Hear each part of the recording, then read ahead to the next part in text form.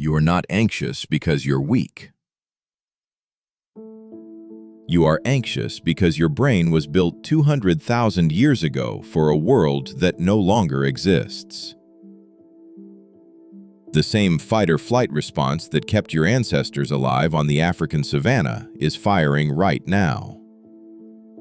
In traffic. In your inbox.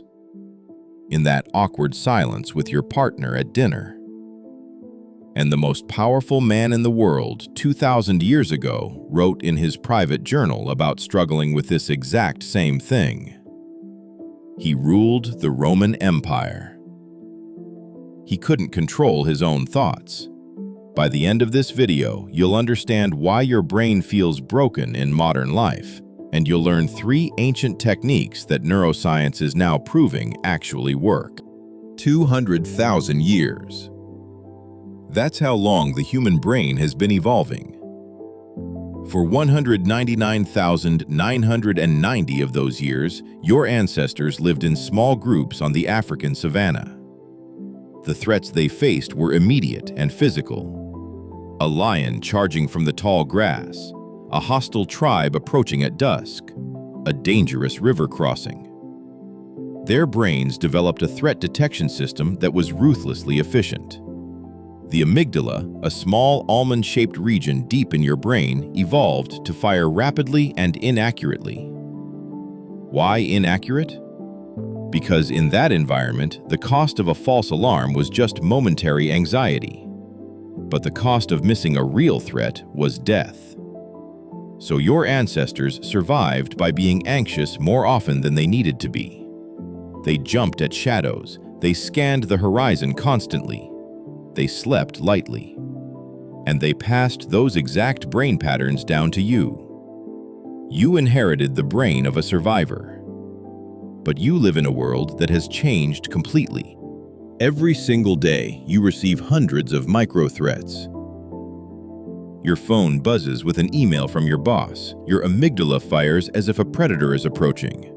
You see a political disagreement on social media. Your brain activates the same threat response that would have prepared your ancestors to fight or flee. You check the news and see footage of disaster, and your nervous system responds as if you're in immediate danger, even though you're sitting safely on your couch. Stanford researchers found that the average person checks their phone 96 times per day. 96. Each one of those checks is a tiny activation of your ancient threat detection system. Your brain is firing constantly, all day long, as if you're being stalked by predators. But you're not. You're safe. You're in your apartment, or your office, or your car, and your brain doesn't know the difference. It was never designed to know the difference. And here's where the story gets interesting, because 2,000 years ago, a man understood this problem better than almost anyone alive today. Marcus Aurelius ruled the Roman Empire during one of the most difficult periods in human history. Plague, war, betrayal, the borders collapsing. His empire was the largest the world had ever seen, and it was falling apart around him. And almost every night, in his private tent or his private room, he sat down alone and wrote in a journal. We call that journal Meditations today, but it wasn't meant for publication. It wasn't philosophy for other people. It was him, talking to himself, trying to manage a mind that wouldn't stop racing. The most powerful man in the world, the man with more control over external events than almost any human who ever lived, couldn't control his own thoughts. And he spent his nights writing about how to try. If the Emperor of Rome struggled with the exact overwhelm that you feel when you open your email inbox, then your struggle is not a weakness. It's not a personal failing. It's a fundamental feature of being human in any era. And Marcus Aurelius, along with 2 other Stoic philosophers, Seneca and Epictetus, figured out specific, repeatable techniques for managing it. Techniques that modern neuroscience has now proven work through the exact brain mechanisms they intuited, 2,000 years before anyone had an MRI machine. The first technique is called premeditatio malorum, which is Latin for premeditation of evils. The Stoics called it negative visualization. And it sounds depressing, but it's actually the opposite. The practice is this. Every morning, you deliberately spend a few minutes imagining losing the things you value most. Your health, your relationships, your job, your ability to walk, to see, to think clearly. You visualize these losses in vivid detail. Why would any sane person do this? Because it works. Modern neuroscience has a name for this technique. It's called mental contrasting, and research from the University of Munich showed that people who practiced negative visualization for just 5 minutes a day for 2 weeks showed measurable increases in gratitude, life satisfaction, and psychological resilience. The mechanism is elegant. When you vividly imagine loss, your brain activates the same neural networks involved in actual loss, but without the trauma. You get the psychological benefit of appreciating what you have without the devastation of actually losing it. Marcus Aurelius wrote about this constantly. He would visualize losing his wife, his children, his friends.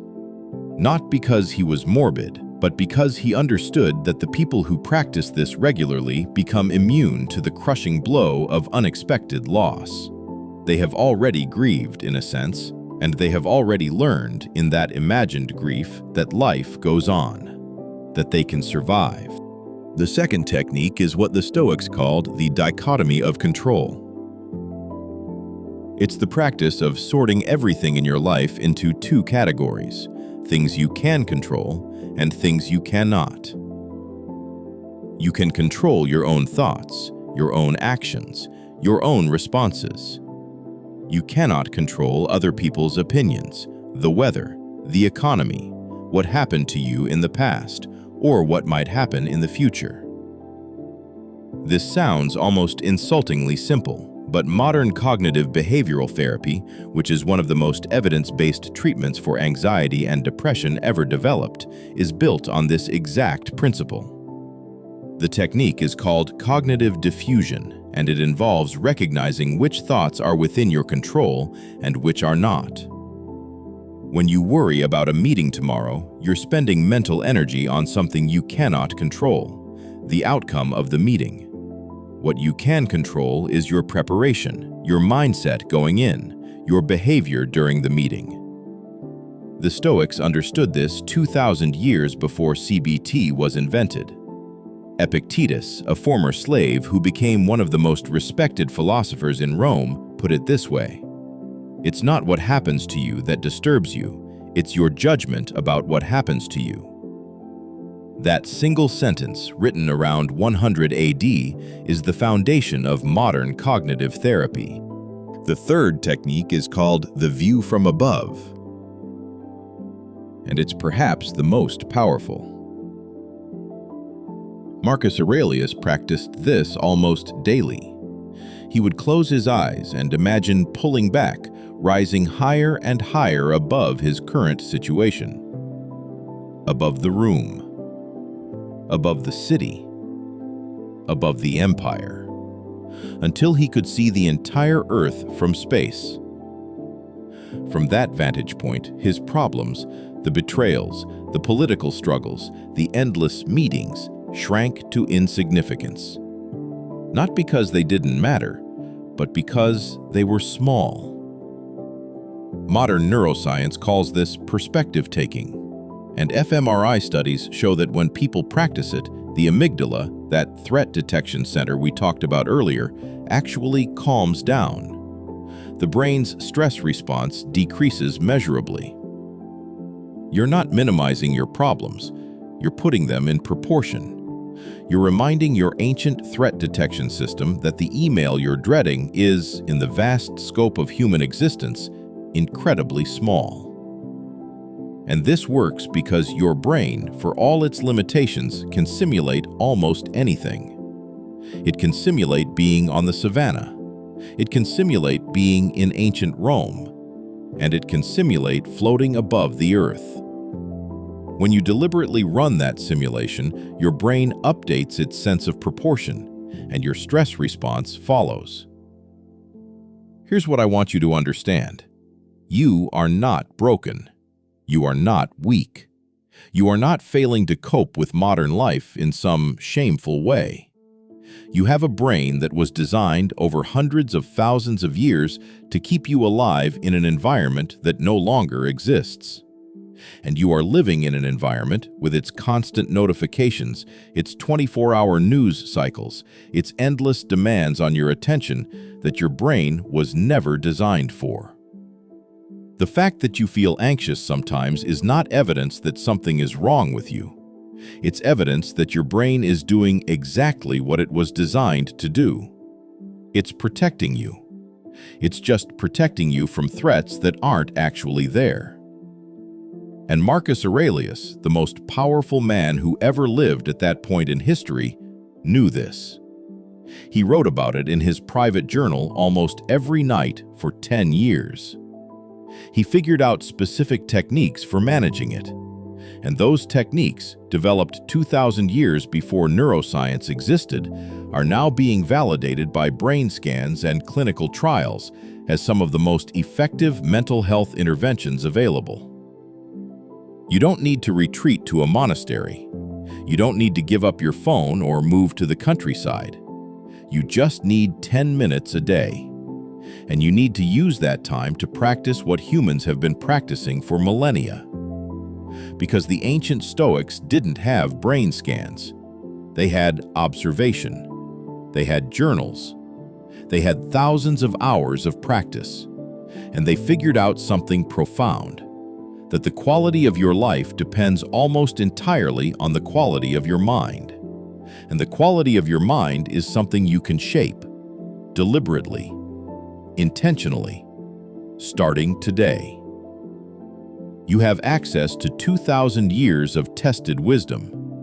The only question is whether you'll use it. So here's what I want you to do tonight. Just one thing. Before you go to bed, take 5 minutes. Sit quietly. Close your eyes. And imagine really vividly losing 3 things you currently have. Your health. Someone you love. Your ability to do what you love doing. Feel what that would feel like.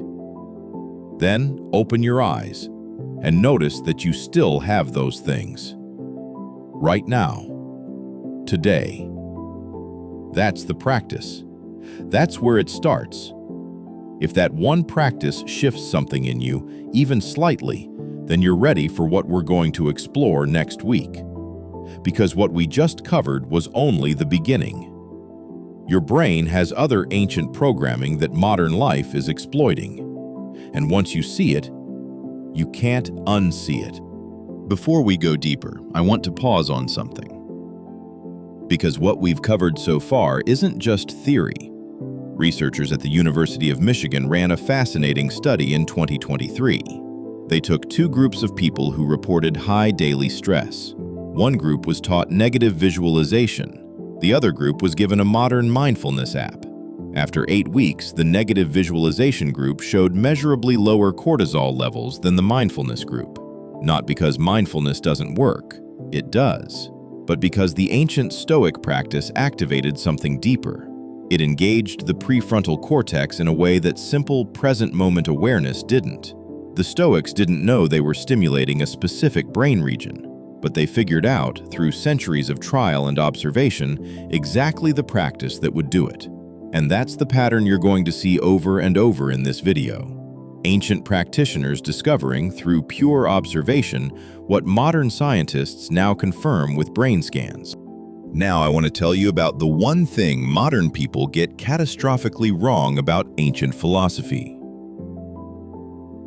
We think it was about suppressing emotions, about becoming emotionless, about not caring. That is the exact opposite of what the Stoics actually taught. Epictetus, who was born a slave and lived most of his life in physical bondage, wrote constantly about grief, about love, about the pain of losing people you care about. He never said, "Don't feel those things." He said, "Feel them fully, but don't let your judgments about those feelings trap you in suffering you can escape." Marcus Aurelius lost multiple children to disease. Seneca, who was eventually forced to commit suicide by the emperor he once tutored, wrote about the death of his friend with raw, unguarded emotion. These were not cold men. They were men who had learned through devastating personal experience that you can feel everything and still choose your response. That's not suppression. That's the highest form of emotional mastery. And it's available to you right now, in this exact moment, in whatever you're feeling. Let me tell you one more thing that might change how you think about all of this. The Stoic techniques I've shared with you tonight were developed during one of the most chaotic periods in human history. The Roman Empire was collapsing. Plagues were sweeping through cities. Political violence was constant. The wealthy faced assassination. The poor faced starvation. The middle class was being crushed between them. And in the middle of that, philosophers sitting in simple rooms with no technology, no modern medicine, no science, figured out mental frameworks that are now being taught in the most prestigious therapy clinics in the world. They didn't have the advantage of fMRI machines. They had the disadvantage of living in a world arguably more stressful than ours. And they came out the other side with practices that have outlasted 2,000 years of human progress. That tells you something profound. The problem you're facing is not new. The solution is not new. And the fact that you found this video and listened this far means you're ready to access what they figured out. Tomorrow morning, when you wake up, before you check your phone, take 2 minutes. Just 2 minutes. Sit on the edge of your bed. Close your eyes and ask yourself, what is within my control right now? Just that question, just that practice, and notice what changes in the rest of your day.